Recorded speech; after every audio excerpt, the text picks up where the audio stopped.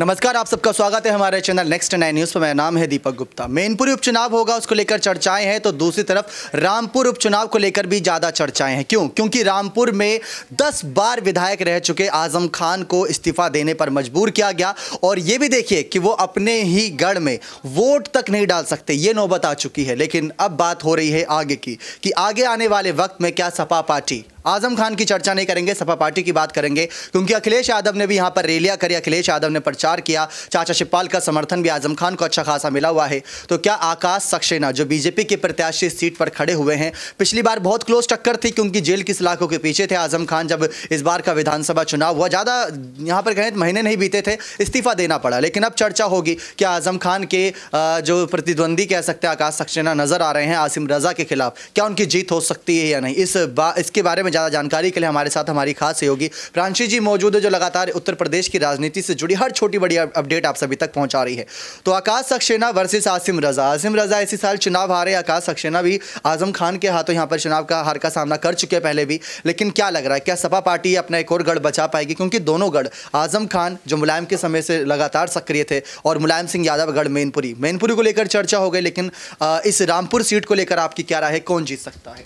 देखिए, रामपुर सीट को लेकर जिस तरीके से बीजेपी की स्टैंडबाजी देखने को मिल रही है, उससे कहीं ना कहीं यही साबित होता हुआ नजर आ रहा है। और वहीं खुद आजम खान के बयान भी यही यहां पर बयां करें, कहीं ना कहीं समाजवादी पार्टी अब हारने की कगार पर आकर खड़ी हो चुकी है। क्योंकि आजम खान ने साफ तौर पर बताया है कि कहीं ना कहीं जनता को मजबूर किया जा रहा है, घर के दरवाजे तोड़े जा रहे हैं, उन्हें मजबूर करने पर वह उतर आए हैं। और दूसरी ही तरफ आजम की पत्नी फातिमा ने भी अपने दर्द को कई बार बयां किया है। आजम खान ने यह तक कह दिया कि अखिलेश यादव यहां पर आए और वह साफ तौर पर यहां पर यही घोषित कर दे कि बीजेपी के जो उम्मीदवार हैं वही जीत यहां पर हासिल करते हुए नजर आने वाले हैं। इस तरह से आजम ने अपनी बात रखी। तो साफ तौर पर यहां पर यह दिखाई दे रहा है, और समाजवादी पार्टी बार बार यही दिखाना चाह रही है कि बीजेपी यहां पर सेंधमारी करती हुई नजर आ रही है जीत के लिए। क्योंकि बीजेपी का यही दावा रहा है कि इस बार तीनों ही सीटों पर जीत हासिल बीजेपी ही करेगी, कमल ही खिलेगा। और 10 बार विधायक रह चुके हैं आजम खान, जिनका यहां पर एक अलग ही नाम और रुतबा रहा है। आजम खान 10 बार विधायक रहे, जेल में रहकर भी उन्होंने चुनाव जीते। और लेकिन अचानक से जिस तरीके से बार बार जो पुराने मुद्दे सामने आ रहे हैं, बीजेपी बार बार यहां पर पुराने मामलों को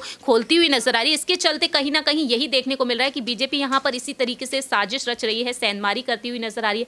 लेकिन देखना यही होगा दीपक कि आगे चलकर जिस तरीके से यहां पर बीजेपी की भी अगर यहां पर जीत होती है, तो यहां पर समाजवादी पार्टी क्या आगे बढ़कर लोकसभा चुनाव तक पहुंच पाएगी? क्योंकि दावे यहां पर यही किए जा रहे हैं कि लोकसभा सीट जो है मैनपुरी, वहां से जीत हासिल की जाएगी तो समाजवादी पार्टी के लिए दरवाजे खुल जाएंगे लोकसभा के डिंपल यादव के लिए। ऐसे में देखा जाए रामपुर सीट अगर उनके हाथ से चली जाती है, आजमगढ़ तो जा ही चुकी है, लेकिन यहां पर सवाल खतौली सीट को भी लेकर उठता है, जहां पर आरएलडी और सपा का गठबंधन है। तो ऐसे में देखा जाए हर एक वोट बैंक को संभालने के लिए अखिलेश ने पूरी ही ताकत झोंक दी। दलित चेहरे को भी उन्होंने आगे उतारा है। आसिम रजा को उतारा गया, आजम खान अपनी बहू सिद्रा को उतार सकते थे। सिद्रा को ना उतारना और हारे हुए कैंडिडेट आसिम रजा को उतारना, क्या यहीं पर हार जीत तय हो गई? कहीं ना कहीं यहां पर तय भी माना जा सकता है, क्योंकि सोशल मीडिया पर जो हमने देखा था, सिद्रा को लेकर सबसे पहले मांग उठना शुरू हो गई थी। और सिद्रा पहले भी अपनी बात रख चुकी थी जब आजम जेल में थे। उस वक्त उन्होंने कहा कि अगर उनके ससुर चाहते तो शायद वह मैदान में उतर सकती थी, प्रत्याशी उन्हें बनाया जा सकता था, वह चुनाव लड़ने के लिए पूरी तरीके से तैयार थी। तो कहीं ना कहीं लोगों को यही उम्मीद रही थी कि अखिलेश यादव शायद सिद्रा को आगे करेंगे और उनके साथ उनका बॉन्ड भी बेहतरीन देखने को मिलता।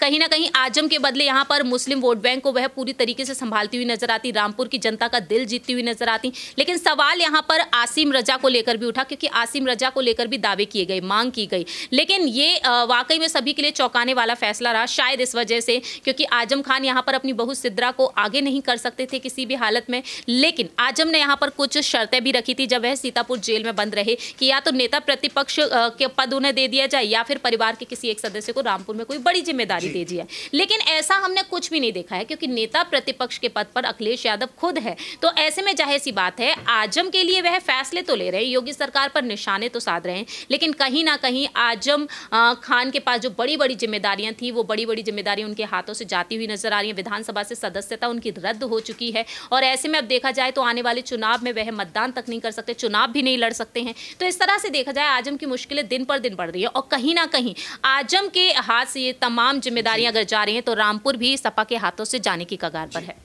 तो ये था आजम खान को लेकर वो ताज़ा अपडेट जिसमें बताया जा रहा है कि उनके कैंडिडेट आसिम रज़ा की हार हो सकती है। आजम खान का वो बयान भी सुन लीजिए जिसमें उन्होंने बीजेपी पर आरोप लगाए और साथ ही साथ अपनी हार को खुद ही लेकर यहाँ पर ऐलान कर रहे थे कि अगर आपको ऐसे ही चुनाव लड़ना है तो आप पहले ही अपनी जीत घोषित कर दीजिए, क्योंकि इससे साफ पता चल रहा है कि आपने कहीं ना कहीं फंसा कर अपनी ही जीत चाहते हैं। तो देखिए आजम खान का वो बयान। क्यों, आखिर क्या गुनाह है मेरा? एक वोट ही तो मांगता हूं, और वोट भी नहीं मांगा, कभी नहीं मांगा आपसे, कभी नहीं कहा मुझे वोट दो, हमेशा कहा मेरा साथ दो। मैंने बाजू फैलाकर आपको अपने बाजू में समोना चाहा, इसलिए कि आप मेरे दिल की धड़कन हो,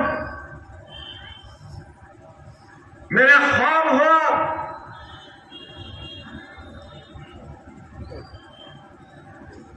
मैं आबरू हूं आपकी और आप जान हो मेरी।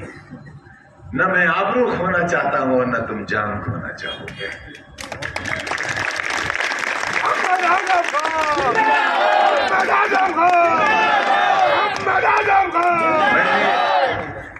आप तो पूरी दुनिया में घूमते हो,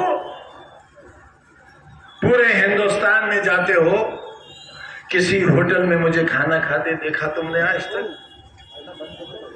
रामपुर में कहीं चाय कॉफी पीते देखा आज तक? किसी ठेले पर बताशे खाते देखा आज तक? कभी कहा मारकर हंसते हुए देखा मुझे आपने? फिर आखिर मेरी मुस्कुराहटें क्यों छीन ली आपने? मेरी सांसें क्यों छीन ली आपने? 27 महीने की तन्हा कोठरी की कैद क्यों दी आपने? क्या गलती थी हमारी? क्या खता थी हमारी?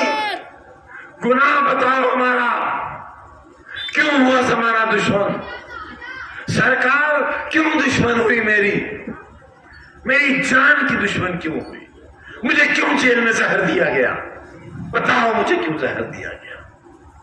2 दिन तक कोरोना के भयानक मरीज को जेल के बाहर क्यों नहीं जाने दिया गया ताकि मैं मर जाऊं? क्यों आखिर किया आपने मेरे साथ ऐसा? देखा आप सभी ने किस तरीके से आजम खान ने तमाम मुद्दे उठाए, आरोप लगाए भारतीय जनता पार्टी पर। ये सब तब हुआ जब वो प्रचार कर रहे थे, लेकिन अब प्रचार थम चुका है, बारी है वोट की। कल वोट होंगे, 8 तारीख को नतीजे सामने आएंगे मैनपुरी, रामपुरी और साथ साथ खतौली को लेकर। लेकिन क्या रामपुर में आजम खान के इस्तीफे के बाद उनकी पार्टी की भी विधायक यानी सपा पार्टी की भी हार होती देखने को मिलेगी? ये देखना बेहद दिलचस्प रहेगा। अपनी राय कॉमेंट सेक्शन में दे सकते हैं कि किसकी जीत और किसकी हार होगी। बने रहे चैनल के साथ, ऐसी और तमाम जानकारियों के लिए बहुत बहुत धन्यवाद।